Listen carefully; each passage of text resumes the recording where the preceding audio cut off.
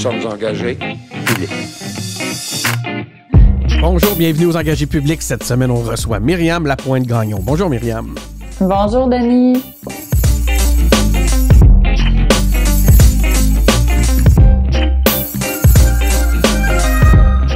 Oui, c'est ça, on reçoit Myriam Lapointe-Gagnon, connue sous le nom de Myriam de Cacouna. Il va falloir que tu nous expliques un petit peu qu'est-ce qu'il y en est, d'où vient ce nom-là. Mais Myriam, avant toute chose, écoute, tu es en train de terminer ton doctorat en psychologie. Je pense que c'est le cas, là. C'est pas oui. Terminé encore. J'ai pas de la vieille info que j'ai, non, OK. Non, c'est pas terminé. C'est pas encore terminé.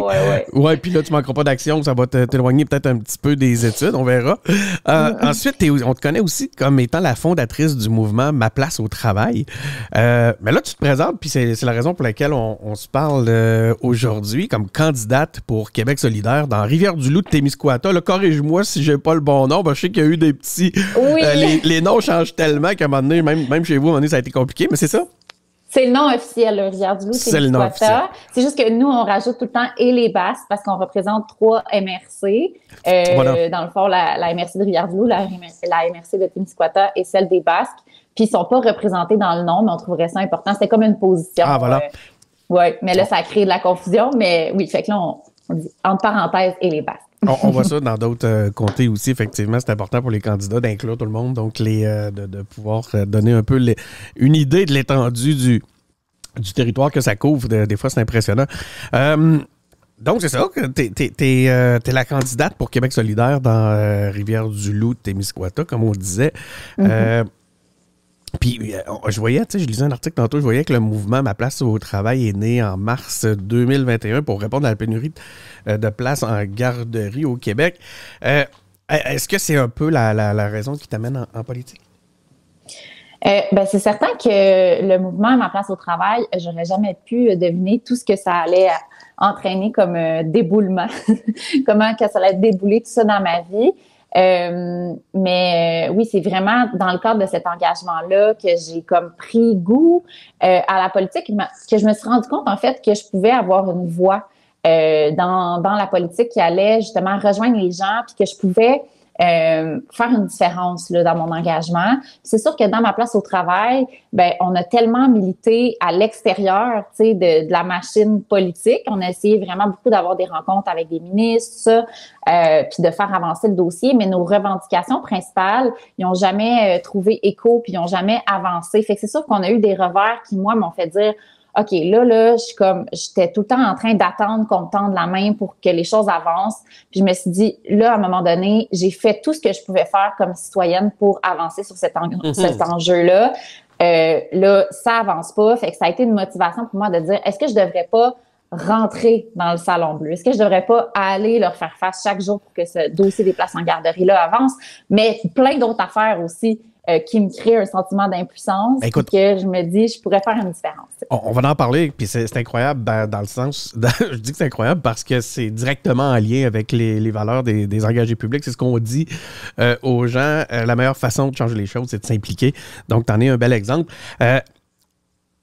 D'ailleurs, tu sais j'ai une entrevue avec Mathieu Lacombe. Hein? Tu vas aller voir ça, puis chers auditeurs, pareillement pour vous, je vous invite à aller écouter l'entrevue. On a parlé des places en garderie, mais on aura l'occasion là, d'explorer un peu plus. Avant toute chose, je lisais dans un article, tu disais « Je suis tout, sauf une politicienne de carrière ». Mais ça donne en plus que c'est aussi une chose qui nous intéresse. Nous, on veut savoir...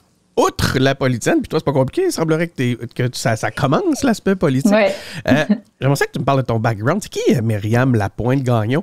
On aime dire là, dans nos autres entrevues qui est la fille normale. La fille normale.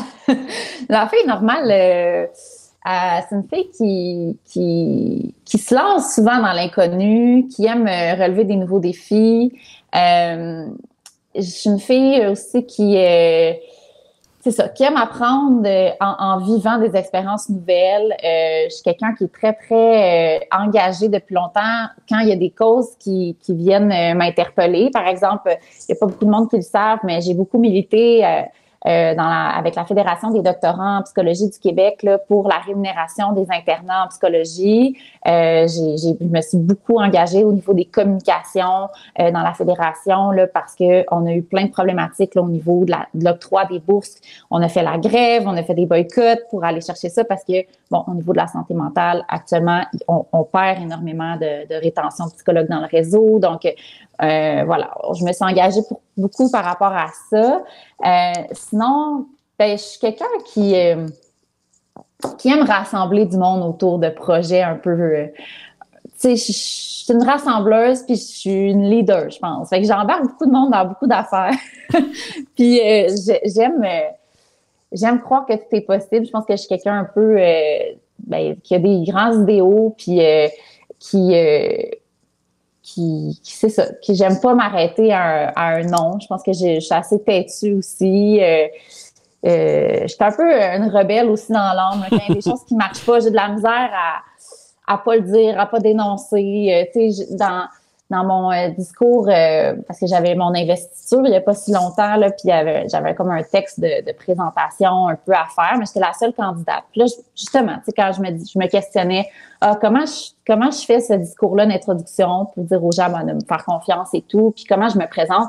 Tu sais, j'aurais pu passer mon CV puis dire mes expériences, mais il y a un truc qui m'est venu en tête de quand j'étais en 6e année, une histoire que justement, quand j'ai annoncé à ma mère que je me lançais en politique, elle a tout de suite eu cette histoire-là en mémoire, puis elle me l'a rappelé. C'est qu'en 6e année, j'avais une prof qui s'appelait Germaine, puis qui portait bien son nom, qui était d'un style très, très autoritaire. Puis je vous fais une petite histoire, là. Mais elle se plaisait, en fait, je sais pas si elle se plaisait, mais en tout cas, elle nous disait souvent... quand on parlait trop en classe, une prof d'anglais, elle nous disait « shut up ». OK? Elle me disait ça. Puis là, il y a un élève à un moment donné qui a dit ça à un autre élève. Puis là, elle était pas contente, Germaine. Puis elle lui a fait faire une copie. Puis là, elle s'en est pris à cet élève-là. Et vraiment, là, comme quoi, il n'y avait pas le droit d'utiliser cette expression-là. Mais là, moi, j'ai levé ma main et je dis, mais là, tu sais, vous nous le dites à nous. Fait que là, tu sais, l'espèce de sentiment d'injustice que là, c'est une règle qui s'applique aux élèves, elle devrait s'appliquer aux professeurs. Puis là, elle me traite de petite menteuse, qu'elle a jamais dit ça, blablabla. Et là, la petite Myriam de 6e année que je suis, pas question de laisser se faire. C'est ton premier combat. Exactement. Premier combat, j'ai fait circuler une pétition. L'ensemble de la classe l'a signé, malgré les menaces qu'on perde peut-être notre voyage de fin d'année, de 6e année, tu sais, qui est la grosse affaire. J'étais comme, non, on se laissera pas faire. Tu sais, elle peut pas imposer ses règles comme ça puis pas les suivre. C'est une injustice. Toute la classe signe. Là, je me dis, oh mon Dieu, en même temps, j'avais peur un peu. Tu sais, je me dis, c'est l'autorité, c'est Germaine, qu'est-ce qui va arriver? Finalement, la directrice appelle mes parents le soir, mais je suis comme, ça y est, je suis punie, etc. Mes parents qui viennent me voir, dans le fond, ta directrice est un peu fière de toi, là. Tu sais, elle va étudier le dossier, elle sait qu'est-ce qui se passe avec cette prof-là, puis mes parents de dire, bon, peut-être t'aurais pu te mettre dans le trouble, en tant que parent, on peut pas appuyer trop ça, mais en même temps, on est fiers que t'aies tenu tête, puis on comprend les raisons pourquoi tu le fais. Fait que, tu sais, déjà là, c'était mon premier combat. Fait que 6e année, j'étais déjà en train de lever ma main. Puis c'est ça que tu as raconté lors de ton investiture. Oui, exactement. Fait que c'est ce que j'ai raconté parce que je trouve que ça fait vraiment partie de mon histoire, ce côté-là aussi revendicateur. Ouais. Est-ce que c'est là que Myriam de Kakuna est née? C'est ton nom de super-héros. Oh mon Dieu, mon nom de super-héros. Non!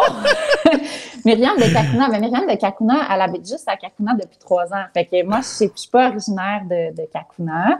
C'est juste que c'est vraiment un village où je me suis ancrée dans les dernières années. Puis, toutes mes entrevues que j'ai fait pour le mouvement Ma place au travail, pratiquement, ben j'étais de chez moi à Kakuna parce que, bon, c'était la pandémie, premièrement. Fait que j'ai lancé un mouvement national, mais en étant vraiment tout le temps chez moi à la maison en congé de maternité. Puis, quand ça a commencé, le mouvement, comme dans les premières semaines, tu sais, même à un moment donné, il y avait avec des analystes politiques qui en parlaient là, à Radio-Canada un soir, puis ils étaient comme « Ah, la madame de Kakuna ». Tu sais, c'était comme dans les médias, c'était la madame de Kakuna qui avait lancé quelque chose. Après ça, c'était Myriam de Kakuna. Fait que là, c'est comme tout le monde avait un peu... Parce que les journalistes découvraient qu'il se passait quelque chose en dehors de Montréal. Quelque chose à Kakuna, ouais, c'est ça. Tu sais, Kakuna aussi, c'est un nom qui est un peu exotique, là, qui marque l'imaginaire. Ouais. Puis, ben là, j'ai même su récemment qu'il y a des gens gens qui pensaient que je m'appelais Myriam, puis mon nom de famille, c'est de Kakuna. Mais en même temps, ben c'est ça. Là, maintenant, à part que les gens qui pensent que c'est mon nom de famille, mais il y a beaucoup de gens aussi qui découvrent que ce village-là, qui est, mon Dieu, tellement magnifique, existe aussi, puis qui est à découvrir. Fait que c'est une fierté aussi pour les gens du coin. Là, ben, on va en parler de Kakuna tantôt, mais pas que de Kakuna, mais de ton comté, parce que ça va m'intéresser de voir un peu qu'est-ce que c'est. On en profite aussi pour apprendre sur les différents comtés. Mais ben là, c'est sûr, tu nous en as parlé beaucoup, là. Tu nous as expliqué qu'est-ce qui t'a amené en politique. Mais j'étais curieux de savoir, as-tu eu un parcours de militante où à part les éléments que tes apprentissages comme ça dès la 6e année, mais là, as-tu eu des parcours de militante au sein d'organisations? Donc, puis en même temps, ça va nous amener à la question, pourquoi QS? Je me suis impliquée. J'ai participé à la grève étudiante de 2012. À ce moment-là, moi, j'étais à l'UQAM. Donc, ça a été quand même une expérience très formatrice là, de voir ça. Tu sais, j'étais dans l'organisation, j'étais à l'AFECH, à l'UQAM, donc c'est l'Association des sciences humaines. Ça se passait très intensément là, à l'UQAM à ce moment-là. Fait que c'est là aussi où j'ai fait mes premières manifestations, que je me suis engagée dans le mouvement des Carrés rouges, puis que je me rendais compte aussi que j'ai suivi Gabrielle Nadeau-Dubois à ce moment-là de très près, comme l'ensemble de la population étudiante, mais que je voyais aussi comment les choses étaient reprises dans les médias. Puis ça a été très, très formateur pour la jeune Myriam que j'étais à l'époque de m'engager. Là, comme tout le monde de ma génération. Exact. D'ailleurs, ça a marqué les esprits. Fait que c'est sûr que à ce moment-là, je me suis engagée comme beaucoup d'autres étudiants. Là. Mais sinon, je me suis jamais engagée politiquement là, auparavant. Là. Pour moi, la politique, c'était pas un monde connu. C'est vraiment, dans le fond, avec ma place au travail, puis en m'intéressant avec une gang de mamans à la politique, à suivre les échanges à l'Assemblée nationale, à décortiquer tout ce qui se passait, le langage aussi de la politique, puis à le suivre activement, que c'est comme devenu un monde qui était accessible, mais qui auparavant me semblait un peu inaccessible, comme beaucoup de Québécois et Québécoises aussi qui connaissent pas trop le fonctionnement de tout ça, puis en rentrant aussi dans l'Assemblée nationale. Mais auparavant, je n'étais pas impliquée dans aucun parti, puis je me suis jamais non plus impliquée dans le cadre d'une élection. Fait que pour moi, en ce moment, c'est beaucoup d'apprentissage et de nouveautés. Là. C'est pour ça que quand je dis que je suis pas une politicienne de carrière, quand j'ai eu des occasions de m'engager, quand mon parcours m'a mené là dans la vie, je me suis engagée, mais c'était pas quelque chose d'aussi central là, que maintenant. La vie m'a amené là. Puis pourquoi QS? Pourquoi QS? Parce que c'est un parti qui est écologiste dans la base. L'environnement, pour moi, c'est vraiment la lutte au changement climatique. C'est une de mes priorités là, comme jeune maman. Depuis que j'ai un bébé, j'étais déjà inquiète par rapport à ça, mais depuis que j'ai mis un enfant au monde, là, le sentiment d'impuissance, puis le sentiment de mon Dieu, qu'il faut que j'en fasse plus pour assurer un avenir à mon fils, là, ça, c'est hyper ancré en dedans de moi en ce moment-là. Fait qu'il y avait ça. Ensuite de ça, c'est un parti qui est féministe à la base. C'est sûr que le mouvement aussi, Ma place au travail, c'est un mouvement qui est féministe pour la place des femmes sur le marché du travail. Dans l'ADN de Québec solidaire, puis dans l'ensemble du programme, le féminisme est super important. Puis, tu sais, les choses sont pensées en fonction de l'égalité entre les hommes et les femmes qui n'est pas atteinte encore actuellement, puis on reconnaît ça. Ensuite de ça, tout ce qui est l'aspect de la justice sociale, là, c'est dans l'ADN même aussi de Québec solidaire. Moi, c'est des valeurs qui me rejoignent. Donc, tu sais, c'est vraiment... Puis la façon aussi de faire la politique à Québec solidaire, tu sais, je voyais des femmes comme Christine Labrie, comme Émilise Le Sartérien, faire le travail comme Catherine Dorion aussi, qui ont des personnalités différentes, qui ont des backgrounds différents. Puis je trouve que la façon de faire de la politique à Québec solidaire, je pouvais me voir dans cette équipe-là, avoir ma liberté, ma personnalité, puis apporter au niveau de cette équipe-là. Puis la conciliation travail-famille aussi, ça a été dans mes soucis. Tu sais, quand on se voit faire de la politique aussi, on se dit, ouais, c'est beaucoup d'engagement, j'ai un jeune bébé, tout ça. Mais je voyais aussi qu'il y a beaucoup de jeunes parents à Québec solidaire, puis c'est quelque chose d'important aussi dans les valeurs, là aussi, au niveau de la qualité de vie des familles. Tu sais, c'est dans le programme aussi, là, d'offrir plus de vacances, plus de temps de qualité pour les familles, la santé mentale. Fait que ça me rejoignait au niveau de moi, comment je veux faire de la politique, mais aussi dans qu'est-ce que je veux changer au niveau de la société, parce que en travaillant auprès des jeunes, auprès des enfants, la santé mentale, c'est aussi quelque chose de hyper prioritaire en ce moment pour Québec solidaire. Fait que ça rejoignait et mes enjeux personnels de comment je veux faire de la politique, puis en même temps avoir du temps avec ma famille, mais aussi ça rejoignait qu'est-ce que je veux changer au niveau de la société, parce qu'actuellement, c'est ça, le filet social puis la santé mentale, il y a beaucoup de travail à faire. Fait que je voyais que... ça, pendant la pandémie, ça a beaucoup souffert, cet aspect-là. On a des gros enjeux. Revenons on parlait de Cacouna tantôt, revenons un peu sur la circonscription. Parle-nous donc un peu de Rivière-du-Loup, de Témiscouata. Là, tu me disais, ça fait juste 3 ans que tu es là. Qu'est-ce que tu as découvert? Mais surtout, qu'est-ce que tu as découvert de Rivière-du-Loup, Témiscouata et de ses électeurs à leur contact? Parce que là, j'imagine que tu es en campagne depuis un petit moment. Oui, ben c'est des gens qui sont...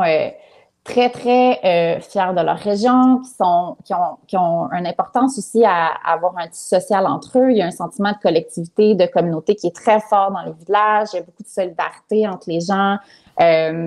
Il y a beaucoup de place aussi pour la créativité, les nouvelles idées, les nouvelles entreprises. D'ailleurs, c'est une des raisons pour lesquelles on s'est établi ici. Moi, j'ai un conjoint qui est entrepreneur.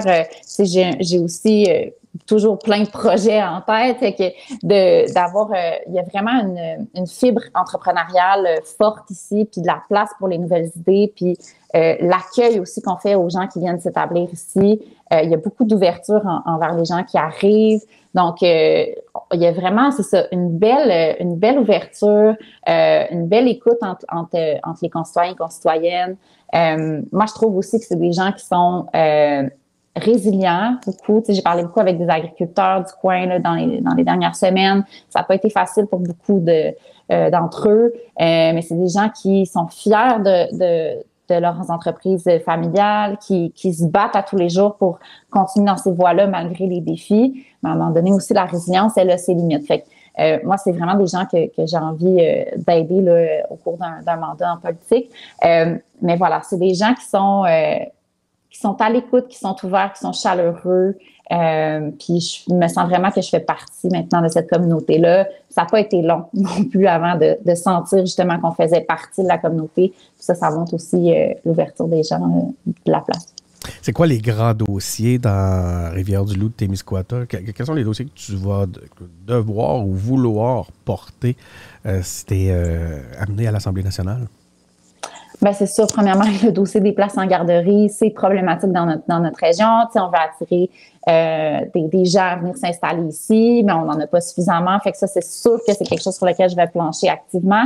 Après ça, bien, la crise du logement, elle est partout, mais ici aussi, elle est vraiment problématique. On parle souvent de Rimouski, mais à Rivière-du-Loup, actuellement, le taux d'inoccupation des logements, c'est 0,5 donc, même si on voulait venir vivre en région, on n'aurait pas de place pour rester. Ben exactement. Puis c'est moi avec mon. C'est relié. Ouais, exactement. J'ai plein de gens qui, tu sais, mes beaux-parents voudraient venir s'installer. Tu sais, j'ai des amis qui souhaiteraient s'installer, mais tu sais là, s'ils veulent avoir des enfants, s'ils veulent avoir une maison, c'est comme pratiquement impossible actuellement d'offrir ces conditions-là aux gens qui arrivent. Fait que après ça, comment veux-tu attirer de la main-d'œuvre? J'ai rencontré aussi le directeur général du Cégep il n'y a pas longtemps, puis lui, c'est quelque chose qui l'inquiète énormément, là, les logements, parce qu'il disait, si la situation ne bouge pas dans la prochaine année, il dit, l'année prochaine, je vais devoir refuser des étudiants dans les programmes, là, refuser des étudiants internationaux, puis nos entreprises locales sont en pleine pénurie de main-d'œuvre. En ce moment, c'est l'enfer, comme un peu partout. Donc, ça prend la base, qui est le logement, des places en garderie, bien entendu. Après ça, on est sur un vaste territoire. On a beaucoup de personnes âgées aussi ici. Donc, tout ce qui est soins à domicile, ça va être vraiment un enjeu prioritaire. Là. Les gens m'en parlent à chaque fois que je sors sur le terrain. Là, les gens qui m'en parlent, ça les inquiète avec ce qu'on a vu aussi qui est arrivé dans les CHSLD. Les gens veulent rester à la maison. Donc, de développer ces aspects-là. Puis après ça, ben l'agriculture aussi. L'agriculture, quand je parle aux agriculteurs là, en ce moment, les coûts n'arrêtent pas d'augmenter. Puis eux, ils voient des solutions aussi là, pour faire de l'agriculture à plus petite échelle. Donc là, on parle de développer des réseaux de transformation qui sont plus locales. Tu sais, on a des usines de transformation qui sont tout près, mais présentement, les réglementations font en sorte qu'ils doivent envoyer le bétail des fois à 5 heures de route pour ensuite le récupérer. Ouais. Donc, avec la hausse des coûts de l'essence, etc., on veut vraiment essayer d'aller faciliter des plus petits réseaux, du marché local, une agriculture de proximité. C'est vraiment dans l'ADN aussi de ce que Québec solidaire propose quand on parle de réduire nos GES. Ouais. Faut revoir notre façon d'organiser notre agriculture. Puis c'est un gros pourcentage aussi là, des GES qu'on émet, là, tout ce qui est l'industrie au niveau de l'agriculture. Donc, c'est vraiment aussi dans les enjeux. Puis essayer d'offrir aussi du transport ici, c'est vraiment un gros défi parce qu'actuellement, là, taxi, pratiquement, il y en a plus. Tout ce qui est autobus, on a un petit réseau, mais il faut vraiment comme sur appel aller chercher. On n'a pas beaucoup d'horaires là, si on veut se rendre à Montréal, à Québec. Je pense qu'un bus par jour. Donc, il faut vraiment revoir, là, parce que les gens, en ce moment, on a beau leur dire, réduisez vos GES. On n'offre pas de solution actuellement en Autre région. que l'automobile. Autre que l'automobile. Donc, il faut vraiment qu'on aille concerter la population pour voir ce serait quoi les besoins puis qu'on offre quelque chose. Parce que tant aussi longtemps qu'on ne développe pas l'offre de service, on a beau demander aux gens de faire attention, ils sont dépendants de la voiture. Fait qu'il faut aller voir qu'est-ce qui est possible, c'est quoi les besoins, puis qu'on aille de l'avant avec des projets. Parce qu'on ne peut pas demander aux gens de changer leurs habitudes en attendant d'avoir des services pour aller offrir quelque chose. Tu parles souvent de l'importance d'avoir des femmes et des mères sur le marché du travail. Puis je lisais dans un article où tu soulignais là, l'importance que en fait tu voulais être amené à l'Assemblée nationale pour pouvoir travailler à l'adaptation des lois. Comment on fait ça? Qu'est-ce qu'il y aurait à adapter des lois pour y arriver, pour amener plus de femmes, plus de mères sur le marché du travail? C'est sûr que là, premièrement, l'enjeu des places en garderie, j'ai pas le choix de le ramener ici, là, dans le sens que nous, quand on regarde la loi, ce qu'on voulait faire passer avec la place au travail, c'était que l'accès à des places en garderie, ça devienne un droit pour toutes les familles. Puis ça, ce que ça ferait en sorte, c'est que au-delà des promesses qu'on nous fait, parce que là, on a beau nous promettre 10 000, 15 000, 20 000 places, c'est qu'on ait une obligation à offrir le service comme le service comme l'école, par exemple. Donc ça, au niveau de la loi, si vraiment on vient l'inscrire, on vient sécuriser que les familles vont avoir des places en garderie et donc que les mères, majoritairement qui restent à la maison actuellement, vont pouvoir retourner sur le marché du travail. Après ça, il y a toutes les lois par rapport à la parité aussi, qui va peut-être être à revoir aussi au niveau des entreprises, au niveau aussi des sphères décisionnelles, tout ce qui est l'Assemblée nationale aussi, d'aller mettre ça de l'avant. Est-ce qu'il y a un dossier que tu comptes porter principalement pendant l'élection? Je te demande de dévoiler une partie de ta stratégie de contenu. Donc, y a-t-il un sujet que tu vas mettre de l'avant qui va être ton cheval de bataille? Aider les familles puis à faire face au coût de la vie, à la hausse du coût de la vie, là, vraiment. Puis ça, c'est par différentes mesures. Mais actuellement, les gens qui ont des enfants à charge, principalement, plein de gens qui n'arrivent plus, là, mais tu sais, la pauvreté, les impacts de la pauvreté sur les enfants, je trouve qu'on n'en parle pas assez.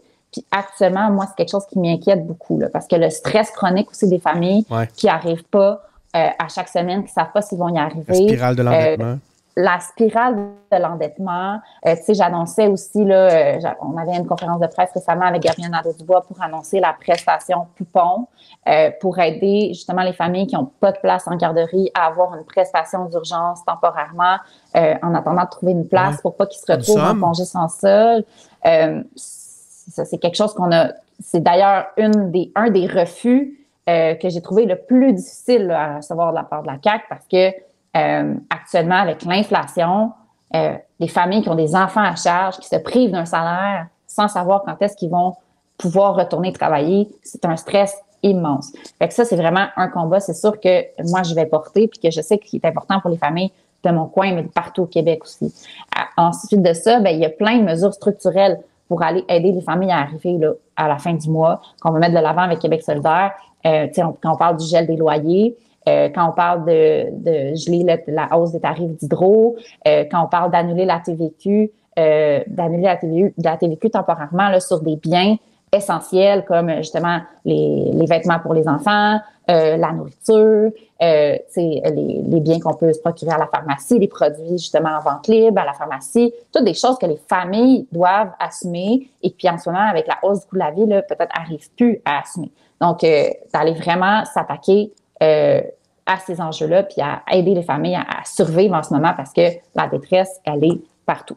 Puis ensuite de ça, ben, tout ce qui est le réseau de la santé, là, aussi, il y a des annonces à ce niveau-là. Mais moi, j'ai travaillé quand même comme interne dans le réseau de la santé. J'ai connu c'est quoi ce réseau-là. Puis j'ai vu aussi, j'ai parlé avec beaucoup de monde au milieu hospitalier, là, à Rivière-du-Loup, où j'étais en internat. Et puis en ce moment, là, c'est tellement décentralisé, les décisions qu'on prend, les gens se sentent pas consultés sur la gestion actuelle du système de la santé, puis ça crée énormément de frustration. Les gens s'en vont. On l'a vu avec les infirmières, les agences privées, etc. Donc, moi, je pense que je vais aussi mettre beaucoup les enjeux en santé de l'avant notamment pour la rétention du personnel parce que moi, je suis bientôt psychologue. Les psys s'en vont parce qu'en ce moment, les conditions de travail font pas de sens aussi. Et valoriser aussi les professions où justement les gens s'en vont en santé parce que c'est beaucoup plus grassement payé et avec des conditions où les gens se sentent plus justement qui peuvent un peu mieux décider de leurs conditions de travail. Parce que quand on n'arrête pas d'imposer du temps supplémentaire obligatoire, qu'on enlève l'autonomie professionnelle aussi, en disant, par exemple, à un psychologue, ben, tu vas traiter tous ces gens-là qui ont telle cote en 8 à 10 rencontres, tout devrait être réglé. Ben, c'est pas vrai que l'humain fonctionne comme ça. Le psychologue a une autonomie professionnelle devrait pouvoir dire à son gestionnaire, écoutez, là, je comprends, on veut arriver à avoir une efficacité de service, mais en même temps, je ne suis pas un guide d'auto-soin qui peut donner telle séance, je fais ça, l'autre séance, je fais ça, puis avec ça marche de la même façon pour réglementé. Tout le monde. Quand on travaille avec de l'humain, il faut faire confiance aux gens qui sont formés, il faut écouter les gens sur le terrain, puis à un moment donné, on a beau mettre un peu des plasters un peu partout pour juste dire on a vu quelqu'un, mais cette personne-là, elle va retourner dans le service si on n'a pas vraiment pris le temps de l'aider. Là, oui, on fait un X comme quoi, on l'enlève de notre liste d'attente, mais elle va revenir dans 6 mois. Fait qu'il y a tous des non-sens comme ça aussi qui, moi, font en sorte que je me dis... Tu manqueras pas de sujet. Peux-tu nous dévoiler des... Oui, c'est ça. Moi, je pourrais parler longtemps de plein d'affaires. Tu as plusieurs chevals de bataille pour la campagne. On comprend tes priorités. On comprend tes priorités. Madame Myriam Lapointe-Gagnon, Myriam de Kakuna, merci beaucoup pour d'avoir accepté notre invitation. Ben, ça me fait plaisir. J'aurais pu vous parler pour plus longtemps, je pense, mais on est en campagne électorale. J'ai Gabriel Nadeau-Dubois qui s'en vient chez nous là dans aujourd'hui, aujourd'hui même avec l'autobus électoral et tout. Fait que faut qu'on se prépare là, pour notre grosse journée qui s'en vient. Mais j'étais vraiment contente de prendre le temps pour jaser politique et engagement. Puis à tous ceux qui nous écoutent, engagez-vous. Ben, oui, engagez-vous. Et puis écoute, je suis content de t'entendre le dire. Je pense on termine pratiquement tous nos épisodes, au moins en le mentionnant. Là, ça fait pratiquement de toi une engagée publique. En fait, tu es une engagée publique dans le fond. Mais si quelqu'un, on a des auditeurs qui ont écouté ça puis qui ont envie de s'impliquer, justement, qui ont envie de s'engager, ils te rejoignent comment? Ils vont sur la page Facebook. Comment? Donne-nous un peu les façons de te rejoindre pour ceux qui ont envie de militer à tes côtés. La page Facebook Myriam Lapointe-Gagnon.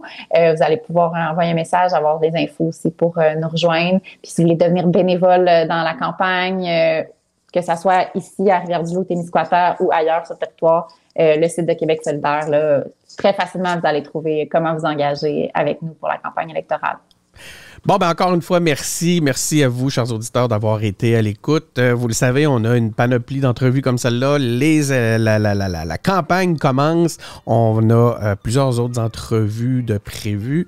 Plein de lignes sont lancées. On commence à avoir des réponses. Donc, on aura des invités de pratiquement tous les partis. Merci d'avoir été à l'écoute. Vous savez comment nous rejoindre. On est sur Facebook, on est sur Twitter, on est sur toutes les plateformes. Apple Podcasts, Google Podcasts, Spotify. Donc, ça nous fait, on a notre site web, les engagés publics avec un s.com. Encore une fois, merci d'avoir été à l'écoute. C'est Denis Martel qui est au micro et on se retrouve pour un prochain épisode.